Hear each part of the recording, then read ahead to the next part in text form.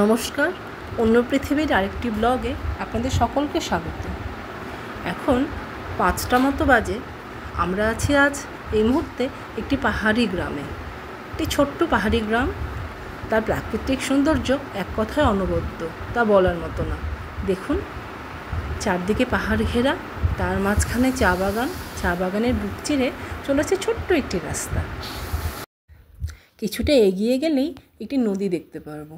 এই নদী ভারতবর্ষ এবং ভুটানকে আলাদা করেছে, কিন্তু আবার এক সূত্রে বেঁধেও রেখেছে। এখানে আমাদের সঙ্গে 3 জন বোন ছিল, তারাই আমাদের এখানকার সৌন্দর্য এবং এখানকার সম্বন্ধে জানাচ্ছিলেন। ভীষণ ভালো লাগছিল। দেখুন, গাছগুলো যেন সারি সারি দাঁড়িয়ে আছে, কি অপূর্ব! আমি তো 2 চোখ ভরেই দেখছিলাম।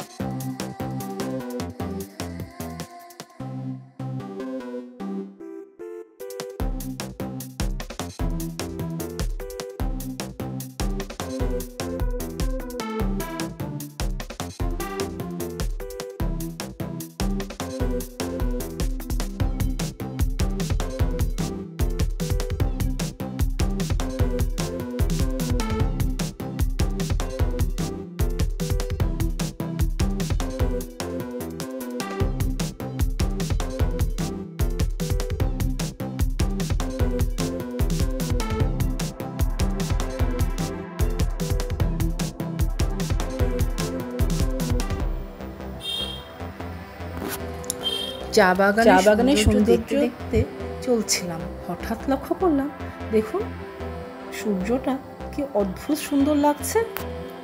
সেটা দেখার জন্য আমরা এগিয়ে যেতে থাকলাম।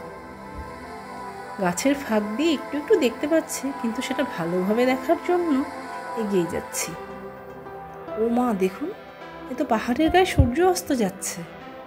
চলুন একটু সুন্দর জায়গা দেখে নিয়ে আমরা এটাকে দেখার চেষ্টা করি এবং ভিডিও করার চেষ্টা করি, তাহলে সেটা আপনাদের সঙ্গে শেয়ার করতে পারবো। সেই জন্যই আমরা এগিয়ে যেতে থাকলাম স্পিডে। বাহ, অপূর্ব! দেখুন,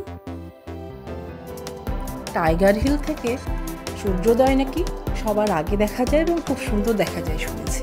যদিও এখনো পর্যন্ত সে দেখার সৌভাগ্য আমার হয়নি, কিন্তু এরকম একটা অজানা ছোট্ট পাহাড়ি গা থেকে সূর্যাস্ত এত ভালোভাবে দেখতে পারবো, তার স্বপ্নেও কখনো ভাবতে পারিনি।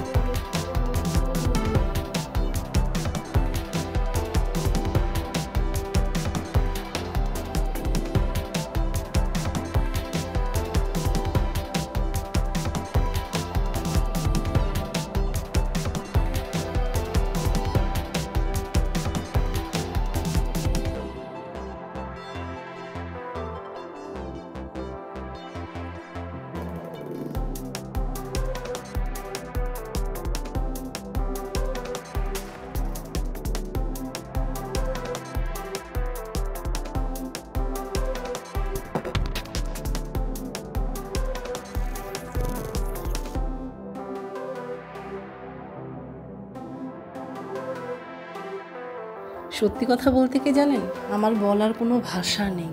আমি অভিভূত, আপ্লুত, আর কি বলবো আমি জানি না। দেখুন, সূর্যাস্তের পরে একটা রঙিন ছটা যেন আকাশে ছড়িয়ে পড়েছে। দেখুন, অনেকটা রামধনুর মতো, কিন্তু রামধনু কিন্তু না।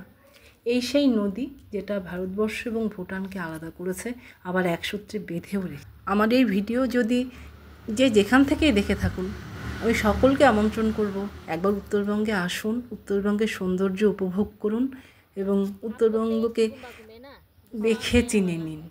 দেখুন, আমরা হয়তো অনেক জায়গায় ঘুরতে যাই, কিন্তু উত্তরবঙ্গের মধ্যে এত প্রাকৃতিক সৌন্দর্য লুকিয়ে আছে যা বলার মতো না। আমি নিজে সেটা উপলব্ধি করেছি এবং সেই উপলব্ধি আমার মনে হয়েছে আমরা উত্তরবঙ্গবাসী যারা, তারা বাদেও এই সৌন্দর্য সম্বন্ধে সবারই জানা উচিত এবং একবার এসে চাক্ষুষ দর্শন করা উচিত।